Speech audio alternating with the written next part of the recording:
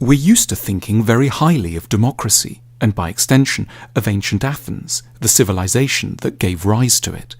The Parthenon has become almost a byword for democratic values, which is why so many leaders of democracies like to be photographed there.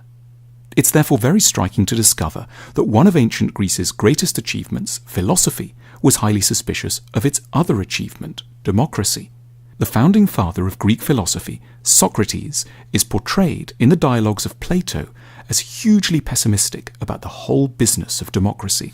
In Book 6 of the Republic, Plato describes Socrates falling into conversation with a character called Adimantus and trying to get him to see the flaws of democracy by comparing a society to a ship.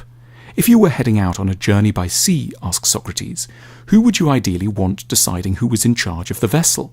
Just anyone, or people educated in the rules and demands of seafaring? The latter, of course, says Adimantus.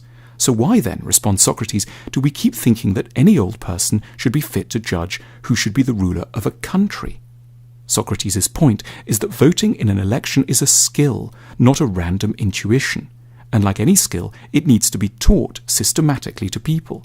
Letting the citizenry vote without an education is as irresponsible as putting them in charge of a trireme sailing to Samos in a storm. Socrates was to have first-hand catastrophic experience of the foolishness of voters. In 399 BC, the philosopher was put on trial on trumped-up charges of corrupting the youth of Athens. A jury of 500 Athenians was invited to weigh up the case and decided by a narrow margin that the philosopher was guilty.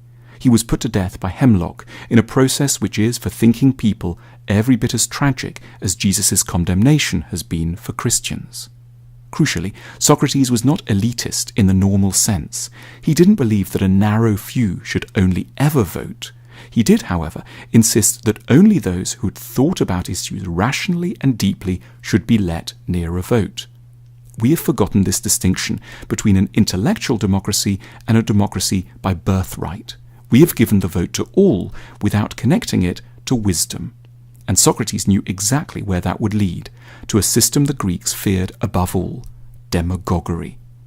Ancient Athens had painful experience of demagogues. For example, the louche figure of Alcibiades, a rich, charismatic, smooth-talking, wealthy man who eroded basic freedoms and helped to push Athens to its disastrous military adventures in Sicily. Socrates knew how easily people seeking election could exploit our desire for easy answers. He asked us to imagine an election debate between two candidates, one who was like a doctor and the other who was like a sweet shop owner. The sweet shop owner would say of his rival, "Look, this person here has worked many evils on you. He hurts you, gives you bitter potions, and tells you not to eat and drink whatever you like. He'll never serve you feasts of many and varied pleasant things like I will." Socrates asks us to consider the audience's response. Do you think the doctor would be able to reply effectively? The true answer, "I cause you trouble and go against your desires in order to help you," would cause an uproar among the voters, don't you think? We have forgotten all about Socrates' salient warnings against democracy.